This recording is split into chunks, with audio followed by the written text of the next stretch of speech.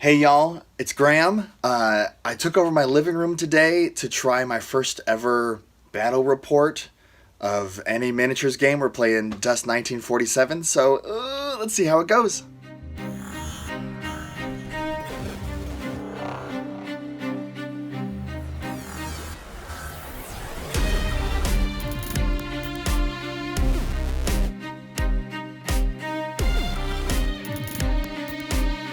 Alrighty.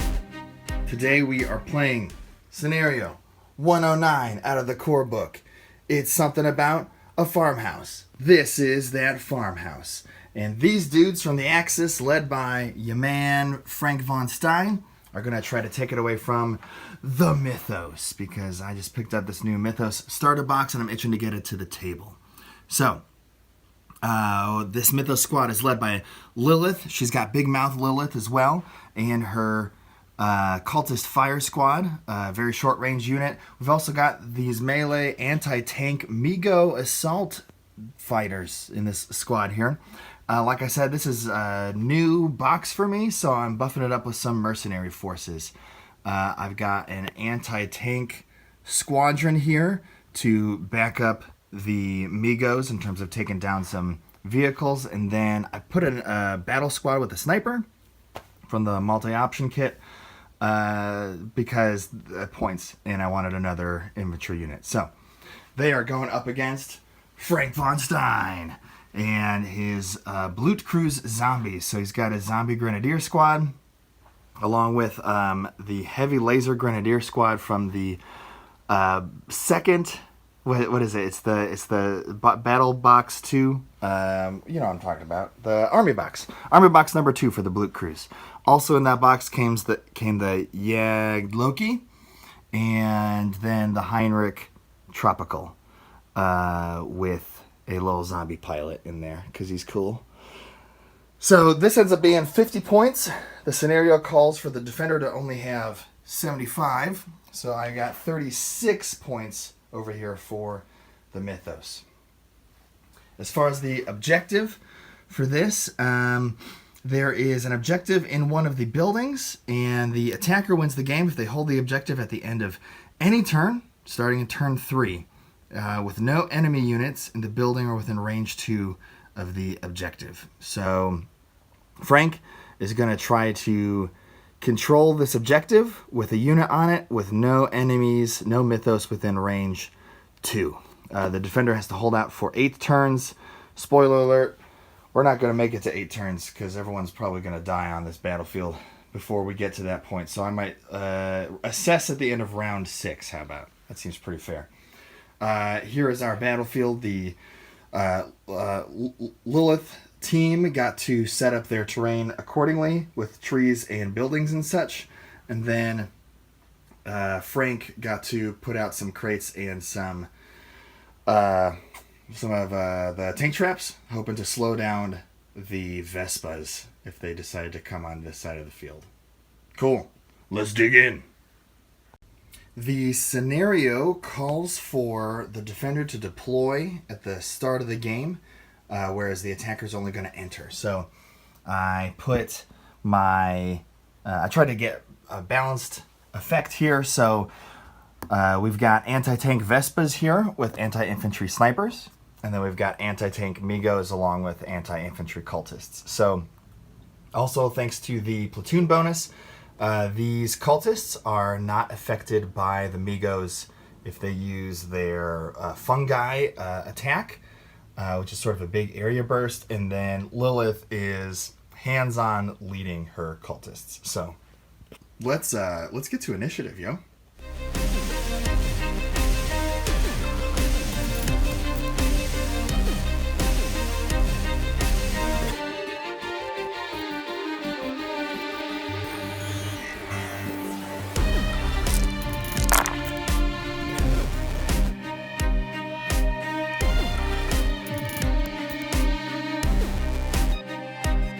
All right, so Frank wins initiative.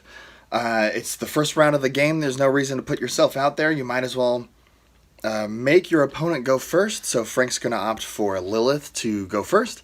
Lilith has 4 activations to Frank's 5 at the start of the round, so she does get a pass token. and she's going to spend that pass token. So second activation of the game is going to be one of Frank's units going. So looking at Frank's force here, a lot of these units are actually pretty good in terms of their range, with the exception of Frank himself. So that seems like a pretty safe first activation.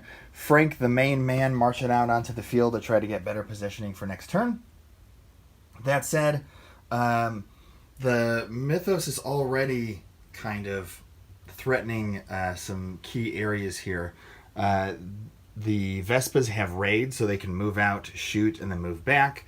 And the cultists do have, I think, range 3 on those submachine guns. So probably want to play it kind of conservative. The Mythos force in general is going to be pretty close range, with the exception of the sniper squad. So why leap into it? We got 8 rounds to do this, right? So let's start off with Frank marching in from the far table edge, and I'm going to put him on this side of the field so that he is a good matchup against the only vehicles the Mythos have, which is the Vespas. And, let's see here. I'll just put him into cover. So first action is a move, second action is a nothing action. And I think right off the bat, Lilith is just going to counterattack. Like I said, the sniper squad is basically the only one that's got any meaningful range. I was hoping to move the sniper squad into this building, but we've got some line of sight blocking trees here. So let's have the sniper squad kind of move around the perimeter and then take a shot at our boy Frank.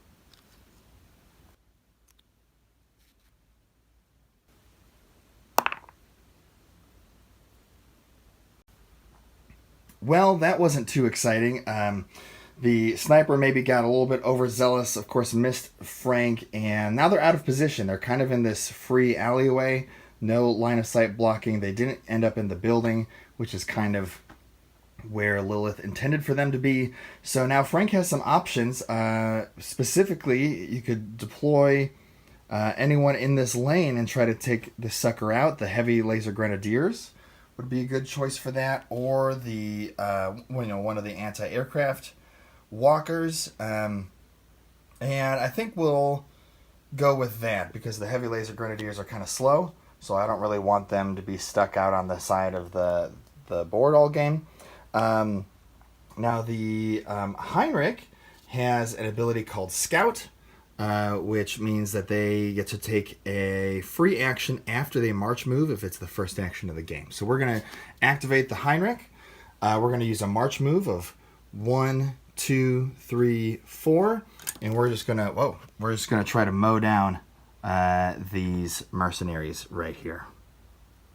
Don't mind the gun that fell off. I'm sure it's... Where is it? There it is. I'm sure it's fine. Okay, Heinrich taking its shots. It rolls 7 dice for its little machine gun, and then, of course, the main quad anti-aircraft guns get another 9. So it's a whopping 16 dice. I don't know if these mercs are gonna be able to weather this storm here. All right, here goes nothing. Oh, I lost one. All right, looks like 1, 2, 3, 4, 5, 6 hits. All right, that's 6 saves.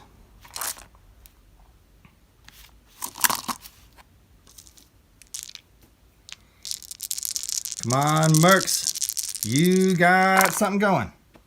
No cover. No cover. Oh, gosh, only 1 save against 6 hits, and that is 5 wounds. So... Whoop. All right, well, that was fun and probably a mistake. Here we go, Mythos. We got this.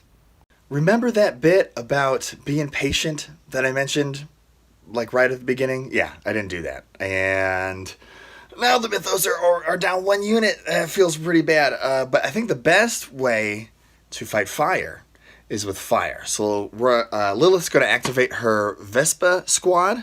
And the Vespas have a move. They have a raid special action, which lets them perform with their whole activation a move, shoot, and then move.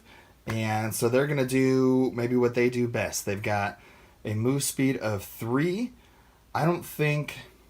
Let's see, their anti-tank guns are the only guns that can hit the Heinrich. They've got some submachine guns that can't pierce its armor. So they only have to be within range 8 anyway. So the Vespas are going to move 1, 2 as part of their raid special action. And then they're going to level their anti-tank guns on the front of their scooters and take some shots here at the Heinrich. So each of these dice on a faction symbol can deal 4 damage, and the Heinrich gets no cover saves or anything like that. Boom! See that? That's 4 damage right there. That's the flavors of vengeance. And the Heinrich, as we can see over here, what's that? Oh, 4 health? Oh my goodness, look at that. The Heinrich is already down, fighting fire with fire. I love it. And then, of course, the raid special action gets them the move speed of 3 to move somewhere else. And they're going to go 1, 2, 3. And I guess they'll face this direction. All right. Well, leveling the playing field a little bit, huh? Okay, well, Frank's kind of back where he was right at the beginning, where there's not really need to, like, charge forward. Out of the units that remain, probably the most resilient are going to be the heavy laser Grenadiers because they have damage resilience. So we'll activate them next. And they are pretty slow. They have a march move of 3. And like I mentioned, I kind of want them to be in the middle of the action so they have lots of optional targets. So we're going to go with them. And they've got this conveniently placed cover here in the form of this tree. So they're just going to march in 1, 2, 3. In response, Lilith has herself or her amigos that could go, and she doesn't love either of those options, I don't think. Okay, so after some thought, there's a little bit of a meta-analysis here, but as we look at sort of the state of the board, we can kind of see where Frank's remaining units can move to. Both the Yag Loki and the Zombie Grenadier Squad have a march speed of 4 and a move speed of 2. So if they were to challenge the same side of the board that Lilith and friends are on, they're only moving up to right behind this tree here. So they're going to be kind of blocked from line of sight. Ultimately, I think that means that that building right there is going to be a pretty safe spot to be in. So Lilith's going to tell her Migo squad to step up into this building here, and then their second action is going to be to pass and do nothing action. Okay, well, Frank's in a little bit of a pickle, kind of the same situation. I'm looking mostly at the Yag Loki here, right? Because couple of factors. One is the Yag Loki is much heavier than the Heinrich, but it does not have scout. So if I still have the Heinrich left, I could march the Heinrich up here and maybe had at least some line of sight on the Migos to try to take a couple of those out. The Yag Loki doesn't really have that option because if the Yag Loki only moves 2, this tree is going to block line of sight. So also, if the Yag Loki goes anywhere on this side of the board, Lilith can charge forward with her Migos. They have march speed of 5 and charge. So literally they can fly up, swarm the Yag Loki, and maybe start taking it down. The Yag Loki is armor 5 with 7 health, so reasonably resilient. So that's a lot of thinking to say that maybe the better move is to go with the Zombie Grenadiers. That at least sort of gives us a little bit of leeway, I think. So Frank's going to activate the Zombie Grenadiers, and they are going to march move 4 onto the battlefield. 1, 2, 3, 4. Pretty happy with that spot because the zombies have their infantry save as part of being a zombie is very similar to a cover save, so they don't even really need the cover. And then, of course, they're behind this line of sight blocking tree. So hopefully they're going to be safe from the cultists. And in order for the cultists to attack the zombies anyway, they have to come up pretty far and they'd be well out of position and pretty messed up probably next turn. So that feels pretty good.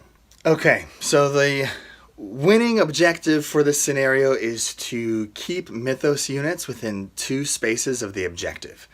And as much as I would love to charge forward with Lilith and her cultists, they're probably going to get mowed down, and they are wildly out of position at that point. So I think the safest thing is just going to be for Lilith to pull back inside of this building. She could move up to here, which is pretty good in terms of like blocking line of sight terrain. But if the mythos lose initiative, then any number, maybe a Yagd Loki or these laser Grenadiers can move over to like this point and shoot and threaten Lilith before she gets a chance to act. Probably the safest thing for the long term is just to pull her back inside of the building and guard the objective in person. All right, and finally we've got Frank's Yagd Loki. It's got a march speed of 4. Pretty good range, so I don't necessarily need to get it that close. I think there's a lot of forestry here that's kind of blocking line of sights. So we'll probably want to maximize its effectiveness by having a march on this turn.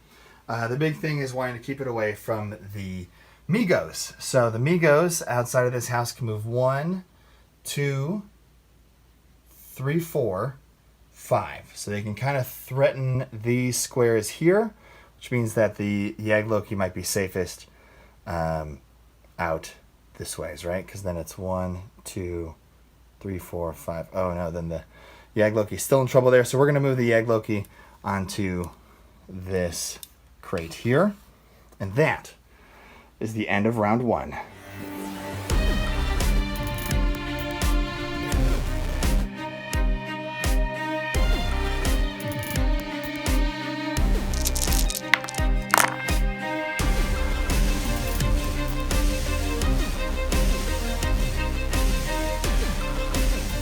So Lilith wins initiative, and she retains a pass token.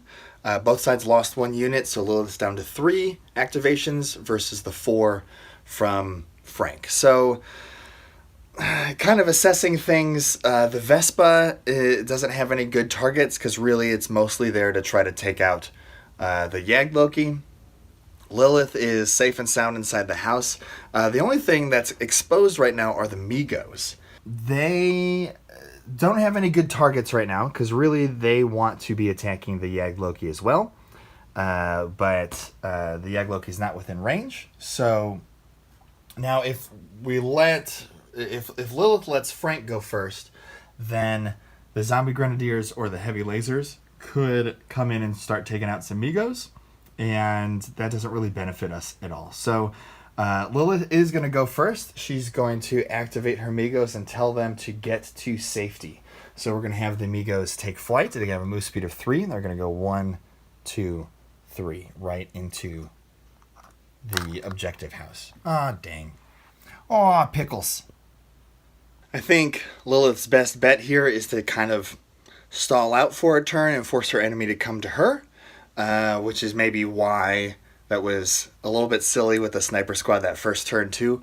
She's playing a game of attrition, and she's the defender here, right? So after learning from that loss, she's going to try to hang back this round, and we're just going to see, hopefully, not a lot of shots and a lot of Blutkreuz just moving up through the trees of this farmstead.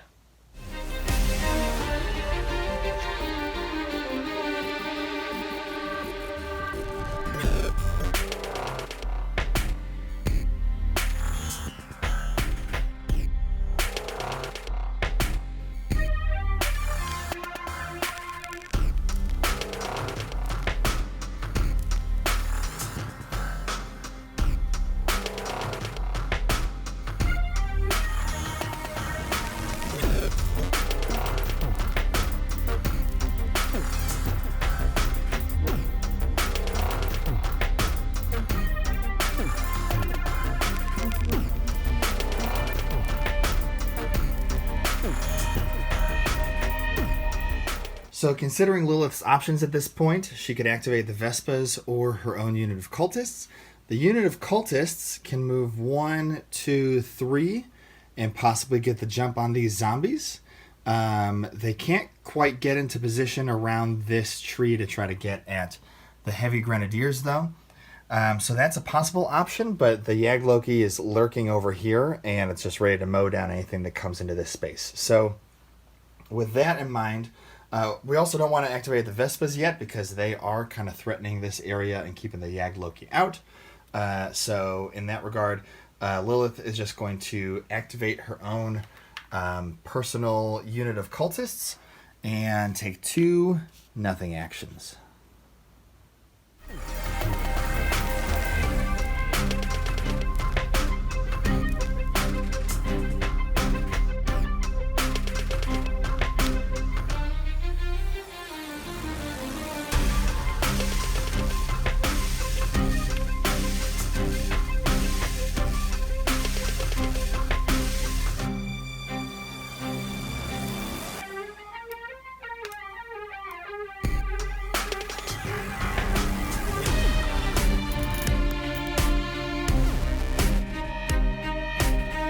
So that's the end of round 2. A lot of just biding your time. You got to wait out till probably round 6 in order to win this objective. And so Lilith is doing her best to make sure that she does not waste what few resources she has in terms of holding down this farmhouse. The Axis have all moved up, and they are threatening a lot of areas. This is starting to feel a little bit chess-like, where we're all threatening the middle part of the table here. So at some point where it's going to go to blows, probably in the first couple activations of round 3. Let's check it out.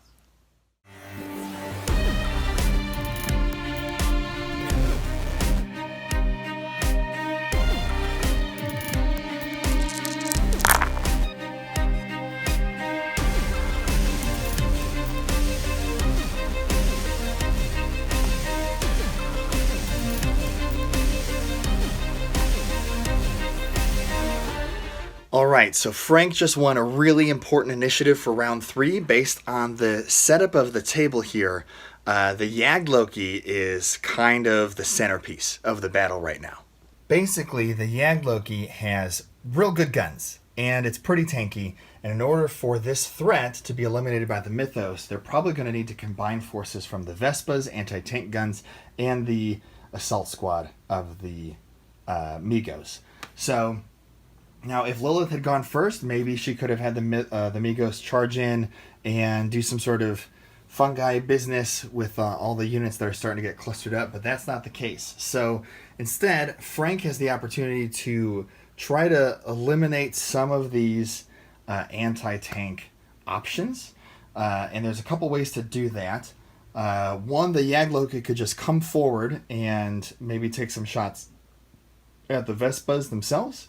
Alternatively, the zombie Grenadiers can step up 2 spaces and start going after the Migos this way. So, see, if it's a tough choice because the Grenadiers are likely going to exchange blows, right? Where the Grenadiers come forward, they try to mutilate the Migos as best they can, and then the cultists can simply return fire.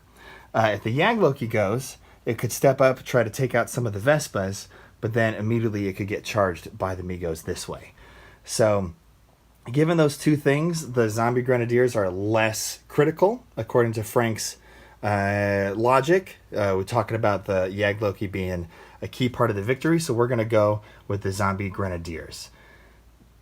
They are going to step forward, go 1, 2. Again, they don't really care about cover because their zombie save is effectively a cover save anyway.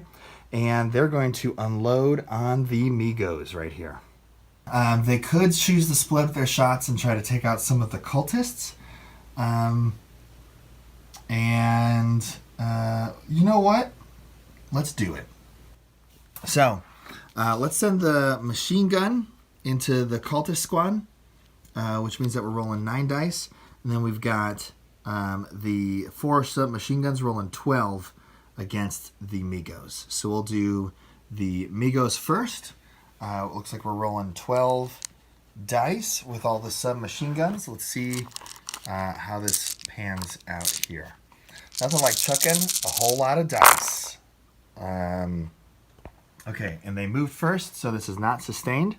I see 1, 2, 3, 4, 5 hits against the Migos, which means 5 saves. Let's see how we do. The Migos are in cover, so that blocks 2, but 3 get through. Migos, no! That's a dead Migos squad. Okay, well, we still got the machine gun that's going to go up against the cultists, try to do some damage to Lilith here. Might be futile, we'll see. But we're rolling 9 dice for that machine gun, so let's see how this pans out. I see only 2 hits, and those cultists are in cover, so they get shields and faction symbols, and they're going to block them all. But that is enough to give them an under fire token here. Well, losing those Migos definitely hurts, but Lilith's not going to let that get the better of her. She still has her vespas, and the vespas are our last hope of trying to take out this Yagd Loki. So we're going to try to do that raid action again, and we'll see what happens. So the idea is that they move, and then they can take a regular attack action, and then they can move. So ideally, they kind of come out from cover and come back like we did last time. So we're going to move 1, 2, 3, making sure not to cut corners because vehicles can't do that. And then our ladies have a pair of recoilless rifles built into their Vespas, but we also get some extra guns. And I think we're going to try using those guns on our Grenadiers over there. The alternative is that they could take out the zombie Grenadiers here, but I think the heavies haven't activated yet, and so that's a better use of our firepower. Maybe we can lower their damage output. So, recoilless guns over here, everything else into the heavy lasers. Okay, first up are our 2 recoilless rifles. Each of these are going to do only 3 damage against the Armor 5 Yagd Loki, and the Yagd Loki is in cover. So we'll see what happens here. Oh yes, 2 hits. The Yagd Loki does get to block these on faction symbols, which they do not get. So that's 6 damage to the Yagd Loki. That is almost enough to take it out, but it does have 7 health. So it takes an under fire token as well as 6 points of damage. But wait, there's more. We can hit the heavy laser Grenadiers. I also realized that based on the positioning of this group, I guess all of their Tommy guns are turrets. So the zombie Grenadiers are an option, but we're going all heavies, right? So based on the information I have here, I've got 2 Thompsons on the first one, which is 6 dice. I got 2 Thompsons on the second one, which is another 6 dice, and 2 Thompsons on the third one. So it's 18 dice. I only have 12 that came with the Mythos starter. So we're going to start rolling and having a good time. Here's the first Vespa. Oh, what a whiff. Feels bad. Feels real bad. Okay, here's the second one. Huzzah! That's 2 hits. And then let's get our third one in here as well. And that's 2 more hits for a total of 4. And the heavy laser Grenadiers are not in cover, so they do get their regular infantry save here, which they block 2. 2 damage is getting through right now, and they have, if I'm not mistaken, they have damage resilient, which means that they're about to take 2 points of damage. They're going to roll 2 dice to try to negate those on faction symbols. They don't. 2 damage goes through. Each of these models only has 1 health, and so we're going to see 2 of these guys drop like flies from the raid action coming from the Vespas. And lastly, these Vespas are going to retreat, moving 1, 2, 3 back from whence they came.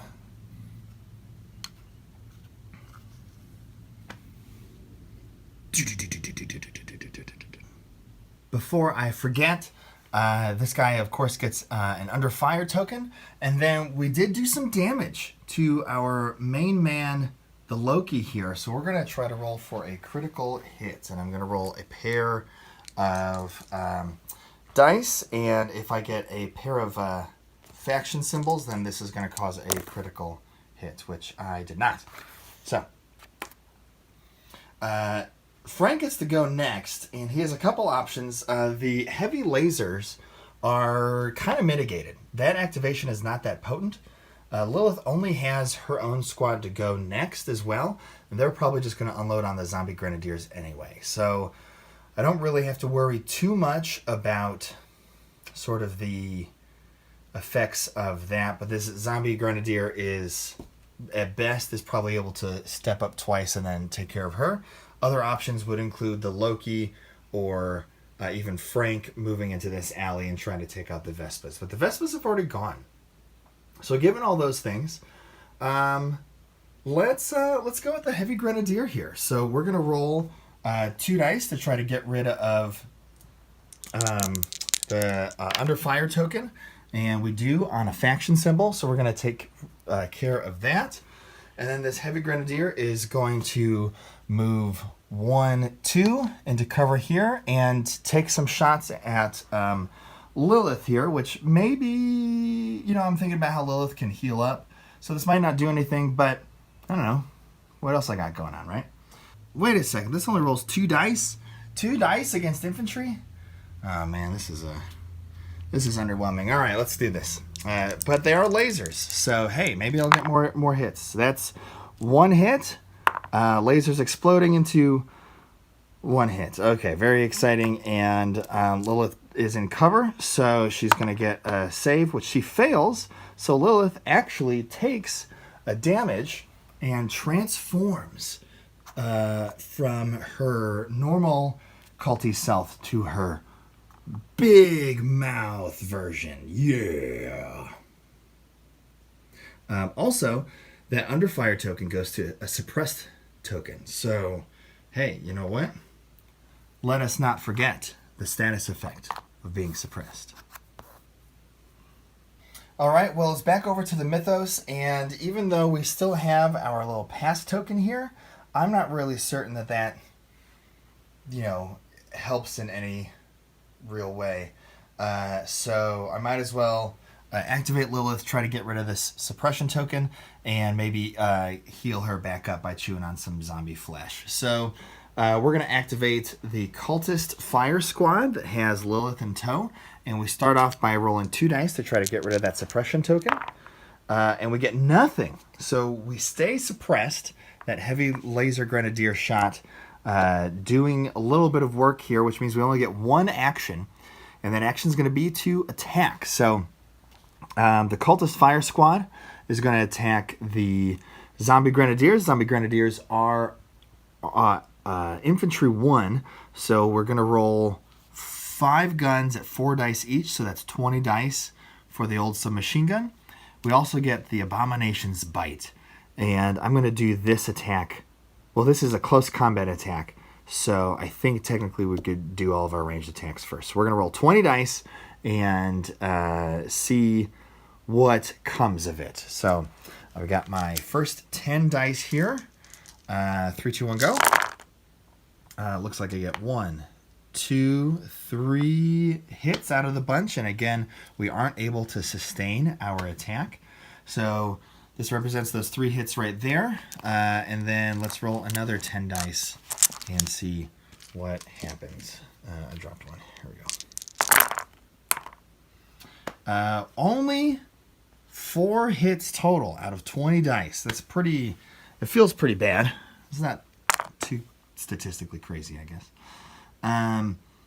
So, yeah, let's resolve those attacks first. We're rolling 4 saves for the zombie, and these are zombie saves, so they do save on shields. 2 saves, 2 wounds going through.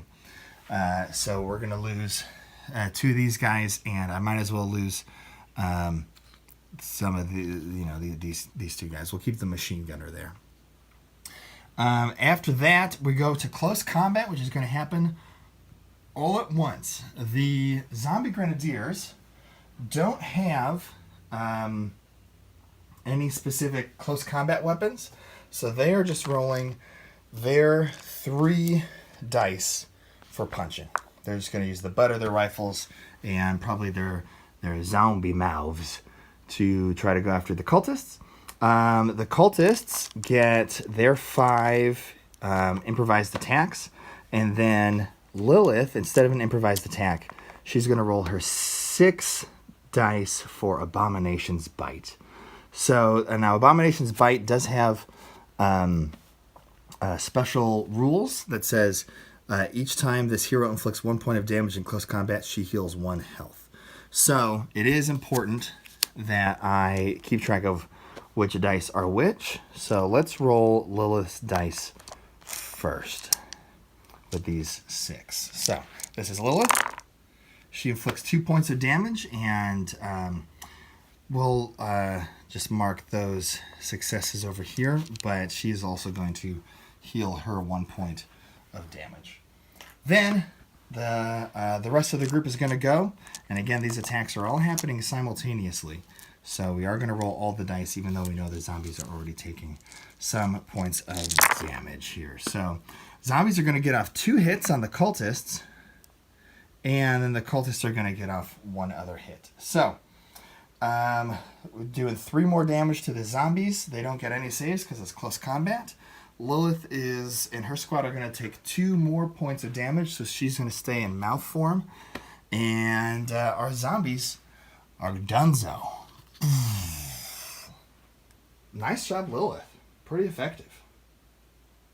Okay, well, it's the Frank show from here on out, so I think I'm going to have Frank charge forward first. We'll see what damage he can do to the Vespas, and then the Loki might be there to clean up. So Frank has a couple of special rules that come into play, specifically charge, which says that he can make a free close combat attack after a march move, which is exactly what he is going to do. And then Assassin and Berserk are going to come into play as well. I get to choose the soldier's hit when using close combat weapons, and all hits with close combat weapons explode, so I get to roll extra dice on hits. I'm also an expert, which means that the first round of rolls are going to hit on crosshairs. So Frank is he's a real meat grinder, and he's got a march speed of 4. So let's see Frank's charge in action. Here he goes. He's going to move 1, 2, 3, 4, and then he's just going to go crazy Wolverine on these ladies. Yeah, I'm going to mess up your bikes, and I'm going to mess up the rest of yous. Because I'm Frank. All right, well, let's see. He is rolling against Vehicle 1. He's only doing close combat attacks because of charge. He had to run here in order to get within range. So he's going to roll 3 dice. He is expert on these, and I'm going to do 2 damage a pop. All right, so here's his 3 dice. And these are expert, so he hits on crosshairs, which I didn't get any. No, my sweet baby Frank. I do get my Berserk die. Oops, let's get that in the tray here. And this crosshair does not count.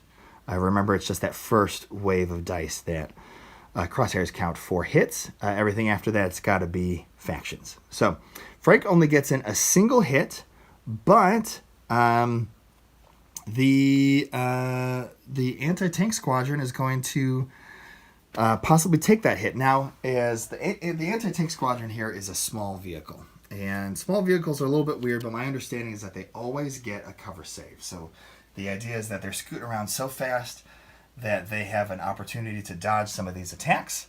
And I've got 1 hit here, so we're going to get 1 saving throw, and it doesn't save. Frank's going to do 2 damage. And I can assign that damage however I want amongst the unit.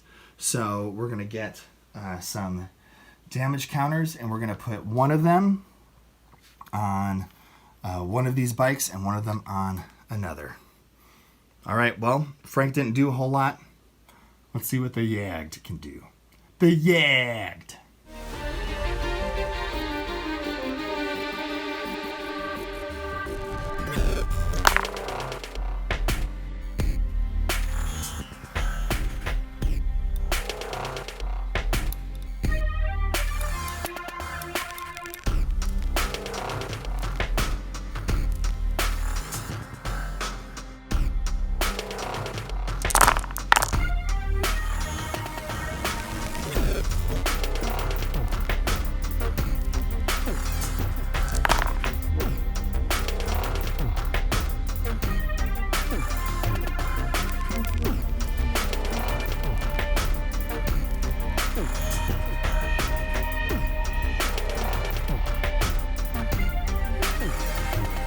Oh man, so that's the end of round 3, and it was a very pivotal round 3. The Mythos had a pretty good start. We did 6 damage to the Yagged Loki right off the bat, and then things started going a little bit downhill. Losing the Migos, we lost the Vespa there right at the end. Now, there's still a chance that the Mythos can pull through, but it's going to come down to this cultist squad being able to survive. And also, we've got our Vespa squad, and hopefully, they can activate first and get a shot off on the Yagged Loki before Frank just destroys them. Because if they're out, then I don't think there's a big chance that the cultists can take out the Loki with improvised weapons and then get back inside the house and survive long enough to not get mauled up by Frank. So it's going to be really pivotal. I think the Mythos have an uphill battle, but Lilith could still pull through.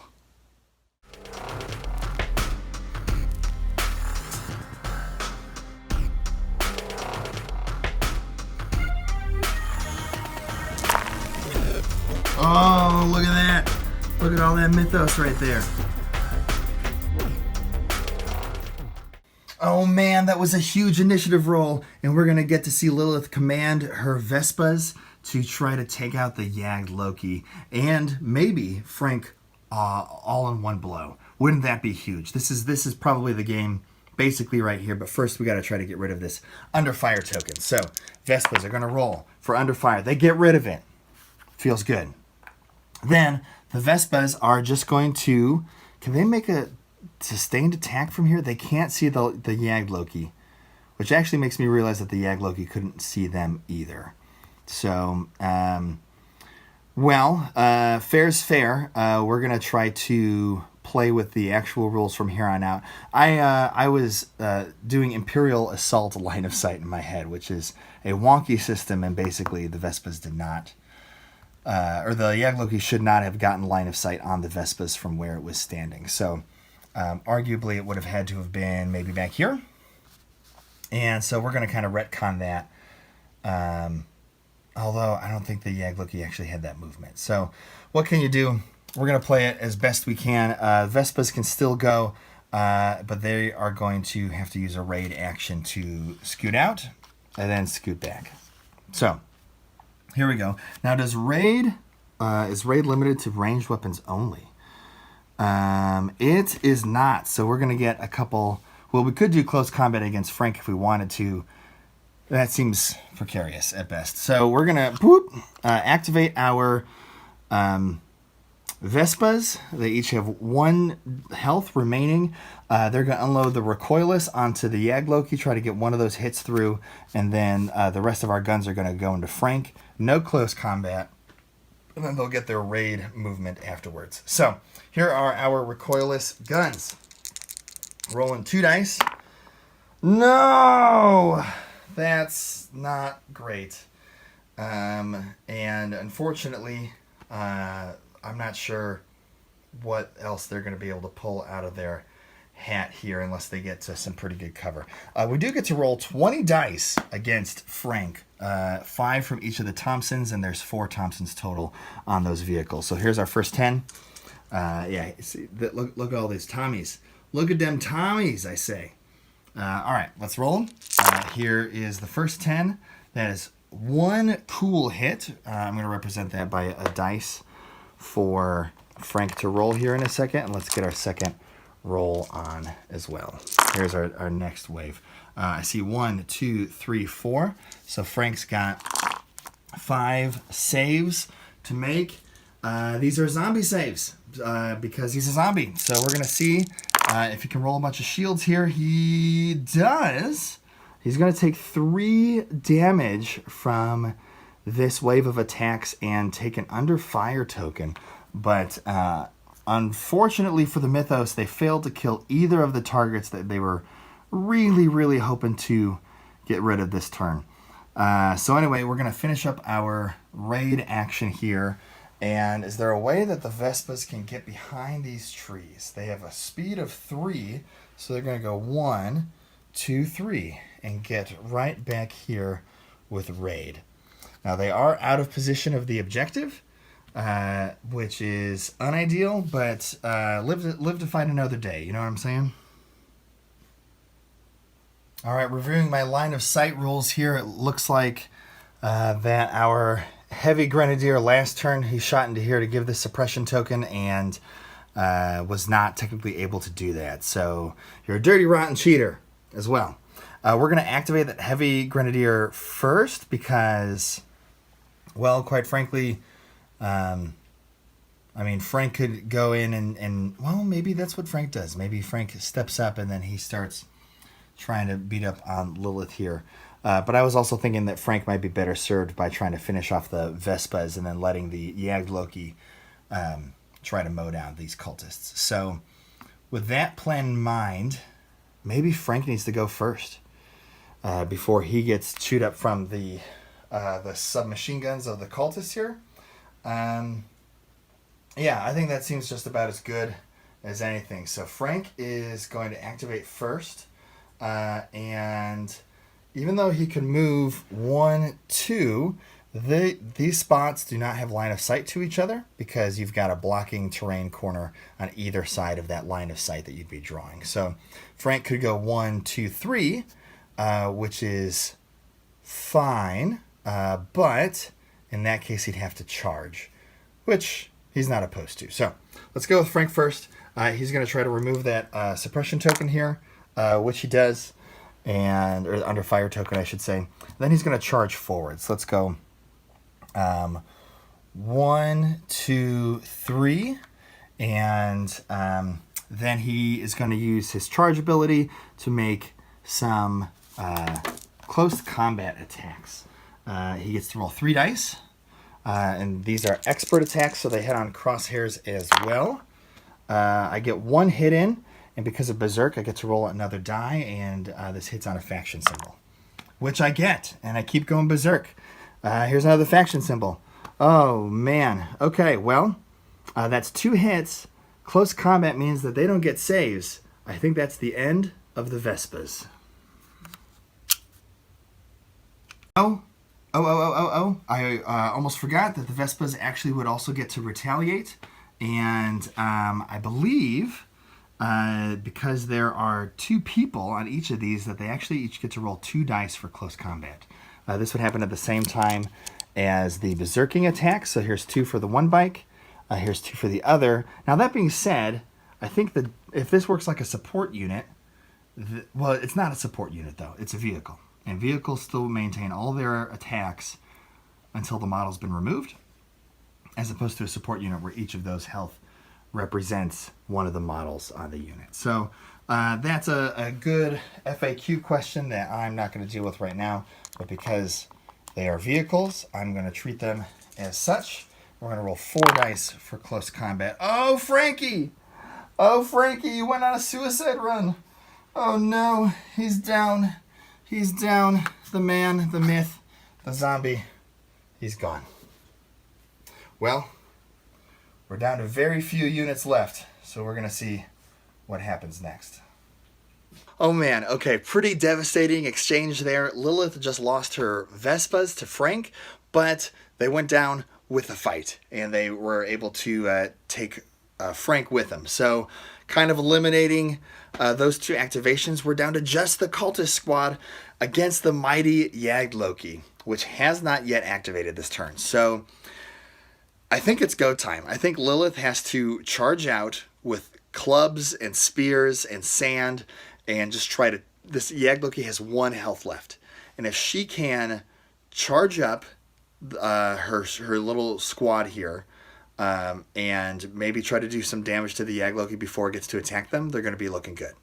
That said, the cultists don't have a way to get to the Jagdloki to use those improvised weapons.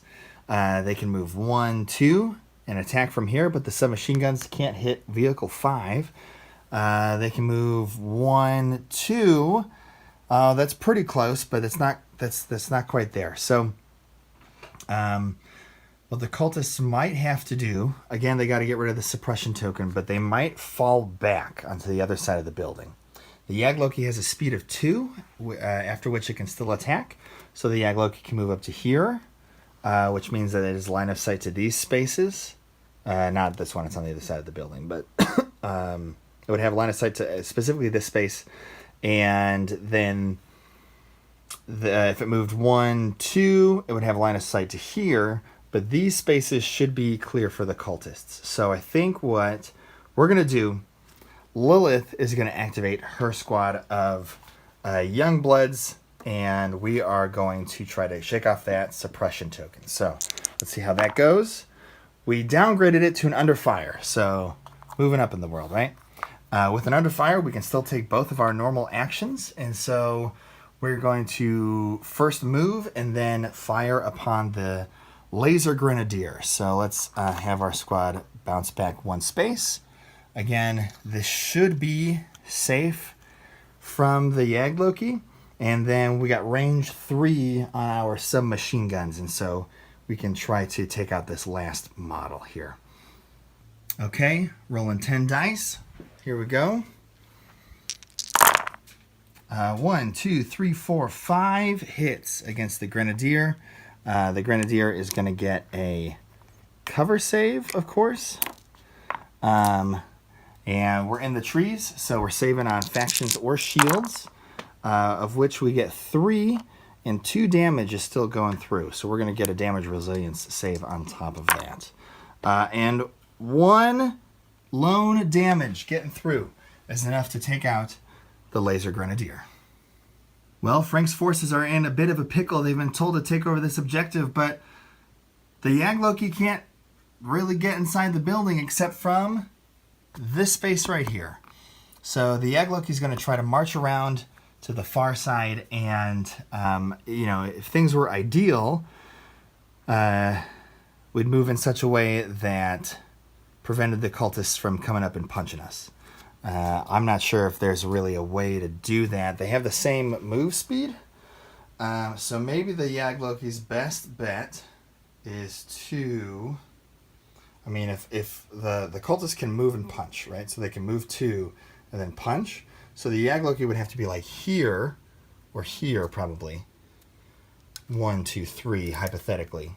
To not get punched by the cultists next turn. Then we would get to the next part of initiative. The cultists would try to run inside to pull the Yagloki out, but the Yagloki could try to move up and then shoot the cultists from one of these windows here. We're playing to the end of round 6, and this is round 4.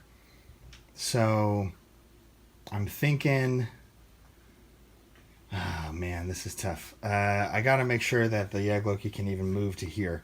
So unfortunately, the Yagloki doesn't have enough time on the clock, I don't think. The Yagloki is going to march, and it's going to move 1, 2, 3, 4. And we'll do 3 because we don't want to let the cultists do a sustained close combat attack. And that's what we got. So fingers crossed, right? Man, round 4, a wild one. Really was hoping for those Vespas opening shot to put this one to bed and score one up for the Mythos, but they weren't quite able to close the deal on either Frank or the Yagloki. And then Frank, of course, retaliates, chases after them, but in doing so takes a healed boot to the face, and he bites the bullet. So we're down to just a single activation each, which means that this match is going to be largely determined, I think, by dice at this point. The Yagloki forced to being aggressive so that it has a chance to get onto the objective by the end of round 6.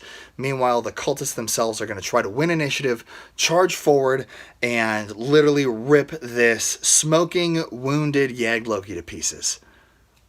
Let's see what happens in round 5.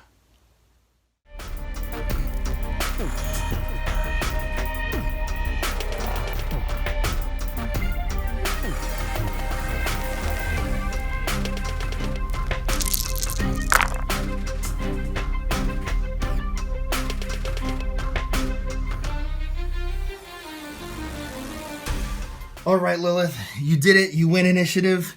It's time to try to rip this beast apart and hopefully save you and all your cult maidens before they are gunned down. So with a valiant charge, we're going to try to get rid of this under fire token and then let it rip. So this is trying to get rid of the under fire. It fails. And then our cult ladies are going to move forward. So here we go. They first action move, and second action they're going to use improvised weapons to try to take down the Yag Loki. They're climbing all over it. They're trying to stick the barrels of their guns in the gears of the legs to try to fell this thing Star Wars style. This could get weird. I want to point out that Abomination's Bite, the special Devour move by Possessed Lilith, doesn't hit Vehicle 5, so she has to use an improvised weapon. That said, Devour just says each time this hero inflicts 1 point of damage in close combat, she heals 1 health. So, not that it's really going to matter for this game, but ultimately, I think it's just worth noting that she could still heal from this. I'm also realizing that this unit had charge when we flipped over to Possessed Lilith. So there you go. Brand new unit. Got to learn it, right? Each of these Cult Maidens is going to roll 1 dice plus Lilith herself. So I'm rolling 6. The Yag Loki does get 1 improvised close combat attack as well. And this has happened simultaneously. So here we go. 3, 2, 1. Go. Look at those shields. Look at all these shields. And yet, they 1 damage each. So we're going to... I think Lilith is up at 3 damage right now. So one of these cultists is going to go down. But so too does the Yag Loki, which had 6 damage early on from the Vespas. This is our 7th point of damage. And with that, the cultists maintain their control of this very important barn house yard place. And we are seeing Lilith win 1 for the great old ones.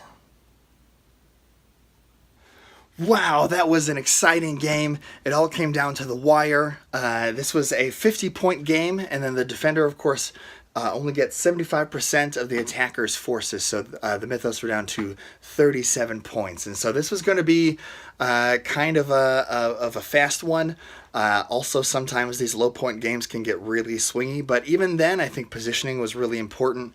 I think being out of position was even more important. Losing that sniper squad right off the bat was a big blow for Lilith, but then they kind of evened the odds by taking out the Heinrich. Near the end, the Vespas were taken out, but they also were able to take Frank down with them. So kind of keeping the status quo as the defender was really all that you needed, because it's the defender's game to lose in a scenario like this one. Frank's forces were otherwise pretty good. Those zombie Grenadiers kind of had to run in and mess up stuff, and I think they did a good job of that. The only thing that is sort of a ripple in the outcome of this fight was the fact that I think twice I had 2 of my Axis units get line of sight when they really should not have. The Yag Loki taking out 2 of the Vespas and the Heavy Grenadiers. They got to add a suppression token to Lilith's squad. And even despite the fact that they were dirty, rotten cheaters, the Axis still lost. So just goes to show you that I think this game really does encourage a lot of tactics without getting too many rules in the way. Obviously, I love how all the different units work, and I felt like there was a lot of important strategic thinking that went into this matchup. So anyways, we're going to call it a wrap. Thanks so much for watching. Hopefully this was entertaining. I like talking about my thought process of which units to activate and what to try to do with those units, what they were in the list for. I don't know if I'm going to do more of these or not, hopefully, but I kind of had to take over the dining room at my house to pull this one off, so it might be a little while before the next one. But hey, you know what? It's a fun project, and it's a fun game. So thanks so much for watching, and we'll see you next time.